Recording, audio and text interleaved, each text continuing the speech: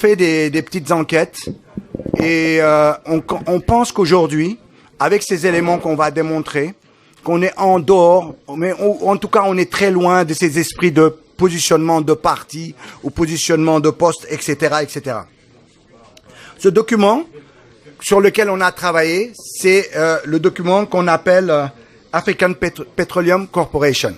Dans ce document-là, vous avez tous les puits qu'il gère au Sénégal, vous avez les décrets, vous avez les rapports qui ont préparé ces décrets-là, vous avez leur participation, etc., etc.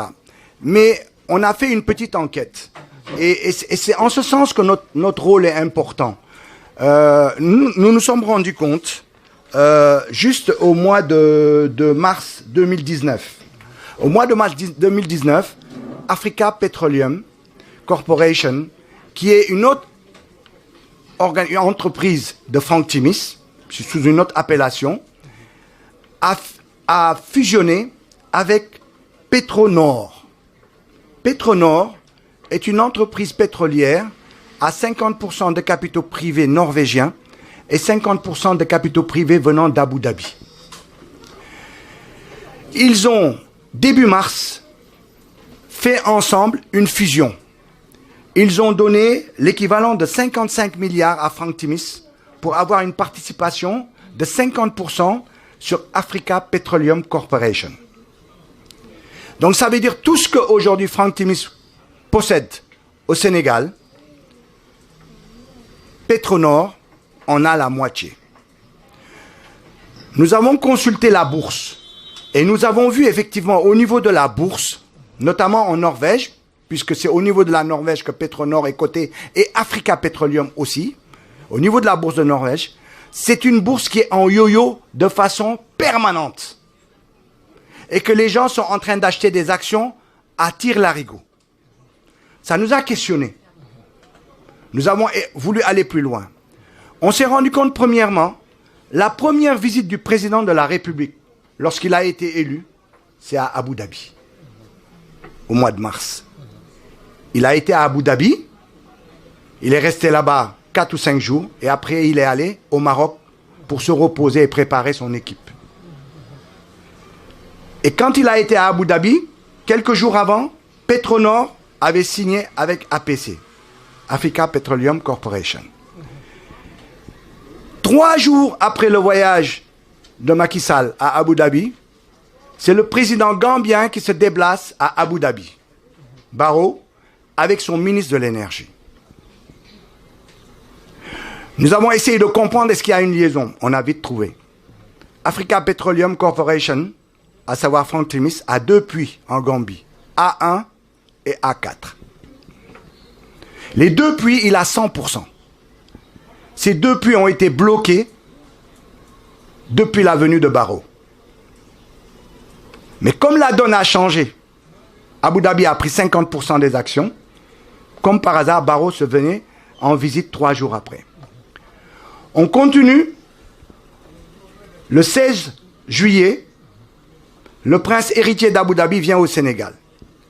Il nous offre 20 millions d'euros, l'équivalent de 10 milliards de francs CFA, pour ouvrir un centre d'incubation au Sénégal, au niveau de Mermoz.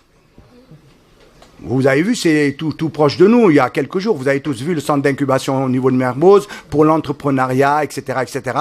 Et ce centre d'incubation va prendre le nom du prince héritier. Nous nous sommes posés encore des questions. Pourquoi ce don-là au Sénégal? Pourquoi Barrow se déplace? Etc., etc. Quand on a été dans les chats des gens qui ont des actions au niveau de Petronor, on a vu qu'ils se vantaient de dire qu'aujourd'hui, ils ont 25% d'Europe, c'est-à-dire 25% de Rufisque Offshore profond, c'est-à-dire la partie où on disait que, comment on appelle ça, Frank Timis a tout vendu, du moins a été obligé de quitter parce que Total a pris ça. Or, eux, ils disent dans leur chat dans leur discussion, je les ai, hein, j'ai photographié leur chat et tout ça, ils disent que Oura, Oupi, pour nous, Petronor, nous avons 25% de ce puits-là.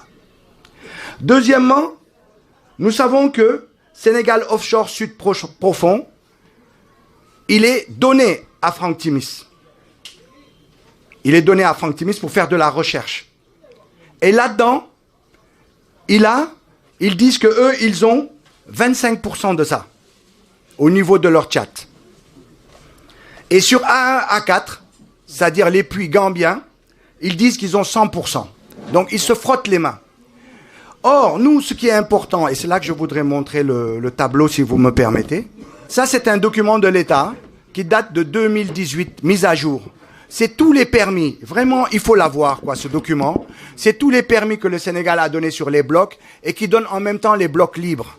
Or, quand vous voyez ici, ils ont mis ROP, c'est Rufisque Offshore Profond, ils disent que ça n'appartient qu'à une seule entité.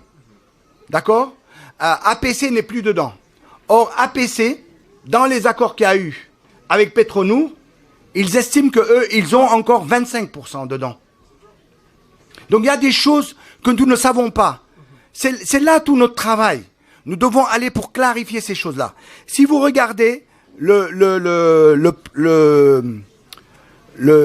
plan ici, la légende, il y a des choses qui sont troublantes. Vous regardez la légende ici, en bleu, ils ont mis bloc libre offshore.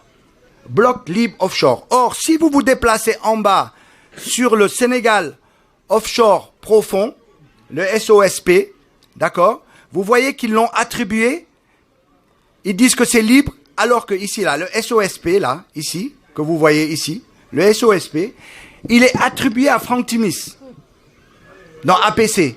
Or, sur le schéma, on dit qu'il est libre. Maintenant, si vous prenez ce tableau-là, qui systématise tout ce que APC a chez nous, vous vous rendez compte que il y a la date de décret qui donne, par exemple, sur SOSP, Sénégal Offshore Sud Profond, le 25-10-2011, donc Abdoulaye Wade, Néné Ndiaye et Karim Wade ont donné la possibilité de recherche à Franck Timis, avec sa structure APC.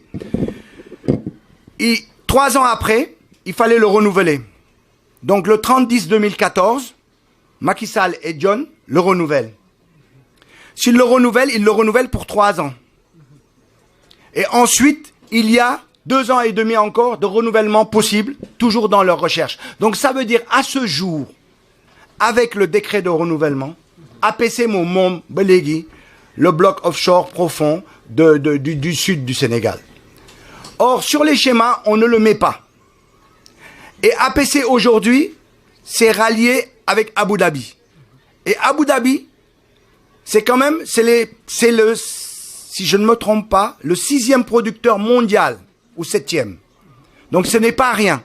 Il est dans les 10 premiers producteurs mondiaux. Donc ça veut dire, quand les gens nous disent que notre pétrole, ben ne goûte gué ne goussi, et que vous vous alarmez pour rien, c'est faux. Les choses sont en train de passer sur nous.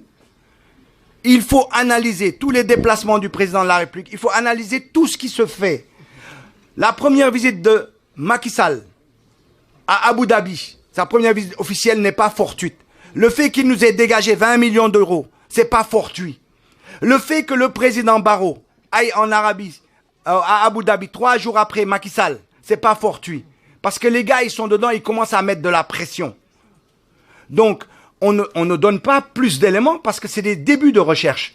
Mais c'est ça qu'on veut montrer à la presse. Notre rôle, c'est pas de jouer à quoi que ce soit, mais c'est de nous battre sur nos ressources, d'essayer d'avoir une analyse, d'essayer d'avoir une vision, ou en tout cas, même si on a faux, qu'on nous convainc qu'on a faux. On ne peut plus accepter cela. C'est pour ça que tout ce que Macky Sall fait, il ne faut pas qu'il nous prenne pour des idiots. Macky Sall, il sort des choses, mais il pense que les Sénégalais vont pas aller prendre, étudier ces choses-là. Donc, je vous invite à aller dans l'ITIE Sénégal, récupérer les choses. Vous voyez, par exemple, ça donne une idée de ce que va faire la commission ressources.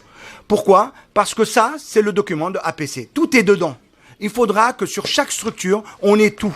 Quand on a envie de le vérifier qu'on ait tout, on a un tableau de bord qui nous donne tout, et on a en même temps la cartographie. Ça, c'est facile. Nous pouvons le faire ici. On doit le faire.